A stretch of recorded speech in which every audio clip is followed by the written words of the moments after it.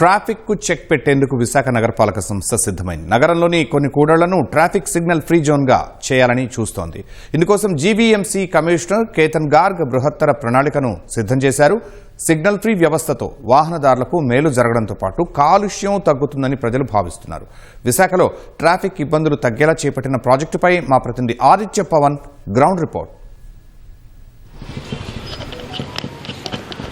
విశాఖపట్నంలో traffic free జోన్లు ఏర్పాటు చేయడానికి మహానగరపాలక సంస్థ నిర్ణయించింది. ఎందుకంటే ప్రధానంగా విశాఖపట్నం సుమారుగా అనకాపల్లి నుంచి కొమ్మాదికాని భోగాపురం ప్రాంతం వరకు తీసుకుంటే జాతీయ రహదారి వెంబడే 100 కిలోమీటర్లు, అంతర్గతంగా మరొక 100 కిలోమీటర్లు ఉన్నటువంటి నగరం. ఈ నగరంలో ప్రయాణం చేయడానికి ప్రతి వాహనదారుడికి సుమారుగా 1.5 నుంచి 2 గంటల సమయం పడుతుంది.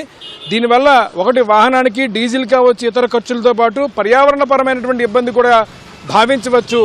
అందుకే విశాఖపట్నం మహానగరపాలక సంస్థ కమిషనర్ కేతన్ గార్గే ఒక బృహత్తర ప్రణాళికను సిద్ధం చేశారు. ఈ ప్రణాళికలో భాగంగా విశాఖపట్నంలో ప్రధానంగా ఉండేటువంటి కూడల్లో జంక్షన్ ప్రాంతాల్లో కొన్ని ట్రాఫిక్ ఫ్రీ జోన్ జంక్షన్లు చేయడానికి సంసిద్ధంగా ఉన్నారు. అందుకు తగ్గట్టుగా కొన్ని ప్రముఖ కంపెనీలతో ఇప్పటికే కొంత డిపిఆర్ను సిద్ధం చేశారు. కొన్ని కూడలను పరిశీలించారు.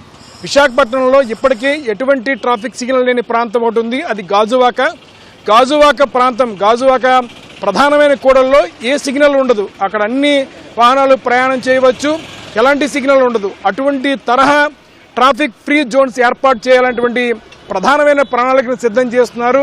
ప్రధానంగా అందుకు అనుకూలమైనటువంటి ప్రాంతాలను కూడా ఇప్పటికే అన్వేషించారు. ఎందుకంటే విశాఖ నగరంలో కనీసం కొన్ని ప్రాంతాలైన ట్రాఫిక్ ఫ్రీ జోన్లు ఏర్పాటు చేస్తే ప్రయాణికులకి ప్రయాణం సులువుగా సాగుతుంది. ఒకటి. రెండవది, ఇదే సమయంలో పర్యావరణపరమైనటువంటి పరిరక్షణ చేసినట్టు అవుతున్నటువంటి ప్రధాన ఆలోచనతో మహానగరపాలక సంస్థ కమిషనర్ కేతన్ గార్గే ఈ బృహత్తర ప్రణాళికను రచించారు. వారు ఇప్పటికే దానికి సంబంధించినగా పనిచేస్తున్నారు. ప్రధానంగా చూసుకున్నట్లయితే విశాఖపట్నంలో ఉన్నటువంటి ప్రాంతాలు, అంటే విశాఖపట్నం నగరంలో ఉన్న ప్రాంతాలు కావచ్చు, ఎన్ఐడి జంక్షన్ దగ్గర ఇప్పటికీ ఒక ఫ్లైఓవర్ ఉంది. అలాగే తదుపరి ఉండేటువంటి ప్రాంతాలు తాటిచెట్లపాలెం పెద్ద సిగ్నల్గా భావించుకోవచ్చు.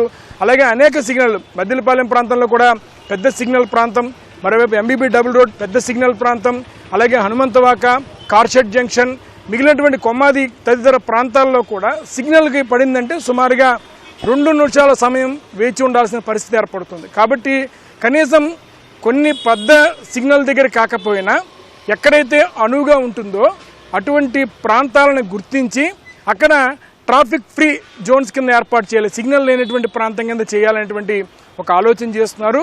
ఇందులో రెండొక అంశం, ఫ్రీ లెఫ్ట్లు ఎక్కడైతే ఉంటాయో విశాఖ నగరంలో చాలా ప్రాంతాల్లో ఫ్రీ లెఫ్ట్ ఉన్నప్పుడు వాహనం సిగ్నల్ కోసం వేచి చూడకుండా వెళ్ళిపోయేటువంటి పరిస్థితి ఉంటుంది. కానీ అటువంటి ఫ్రీ లెఫ్ట్ ఉండేటువంటి ప్రాంతాల్లో ఒకవేళ నివాస స్థలాలు కానీ మరి ఏదైనా స్థలం ఉన్నట్టయితే అటువంటి స్థలాన్ని జీవీఎంసీ కొనుగోలు చేసి స్థలం సంబంధించిన యజమానికి నష్టపరిహారం చెల్లించి ఆ ప్రాంతాన్ని ట్రాఫిక్ ఫ్రీ జోన్గా ఏర్పాటు చేయడం కోసం ఒక ఆలోచన చేస్తున్నారు. ఇప్పటికే అటువంటి ప్రాంతాలను కూడా గుర్తించారు. ఈ మొత్తం ప్రణాళికనంతా కూడా 6 నెలల సమయంలో దీన్ని పూర్తి చేయాలనేటువంటి ఒక టార్గెట్ పెట్టుకున్నారు, ఒక లక్ష్యం పెట్టుకుని ఆ ప్రకారం పనిచేస్తున్నారు. ప్రధానంగా చూసుకున్నట్టయితే విశాఖపట్నానికి రోజు రోజుకి జనాభా పెరుగుతోంది. ఇప్పటికే విశాఖ జనాభా 27 లక్షల మార్కును దాకింది. మరోవైపు ఇతర ప్రాంతాల నుంచి మైగ్రేషన్ పెరిగింది, వలసల సంఖ్య పెరిగింది. శ్రీకాకుళం, విజయనగరం, ఇతర ఉభయ గోదావరి ప్రాంతాల నుంచి విశాఖపట్నానికి వస్తున్నారు.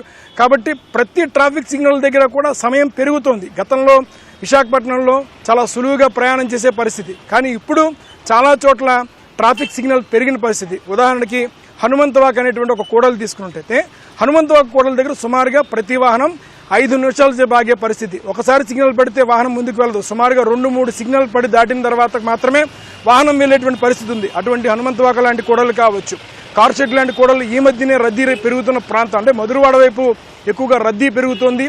అక్కడ కూడా ట్రాఫిక్ విపరీతంగా సిగ్నల్ సమస్య పెరుగుతోంది. ఫలితంగా వాహనదారుడికి ప్రయాణం ముందుకు సాగట్లేదు.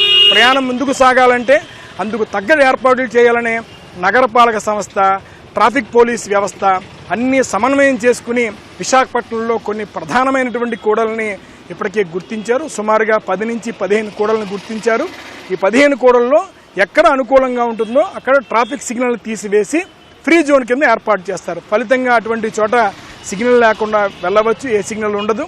ఇప్పటికే గాజువాక లాంటి పెద్ద ట్రాఫిక్ ఉన్న ప్రాంతంలో నో సిగ్నల్ జోన్ కింద అది భావించుకోవచ్చు. అటువంటి తరహా తయారు చేయడానికి సంసిద్ధత వ్యక్తం చేస్తున్నారు. నగరం యొక్క అభివృద్ధిలో భాగంగా ట్రాఫిక్ కనుక నియంత్రించినట్లయితే, ట్రాఫిక్ రద్దీని కనుక తగ్గించినట్టయితే, దానికి సంబంధించిన వ్యవహారాన్ని కనుక పరిశీలించినట్టయితే రానున్న రోజుల్లో ట్రాఫిక్ సమస్యని అధిగమించవచ్చు. ముందు మొదటి పేజీలో కొన్ని ప్రాంతాలు గుర్తించి, కొన్ని సిగ్నల్ ప్రాంతాలు గుర్తించి అక్కడ ఈ రకమైనటువంటి ప్రాజెక్ట్ చేపడతారు. అలాగే ఇందులో 2 రకాలు. ఒకటి, ముందుగా ట్రాఫిక్ సిగ్నల్ లేకుండా చేయడం.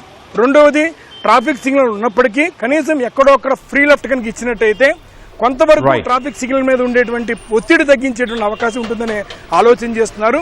ఈ ప్రణాళికని 3 నెలల్లో పూర్తి చేసే అవకాశం ఉంది.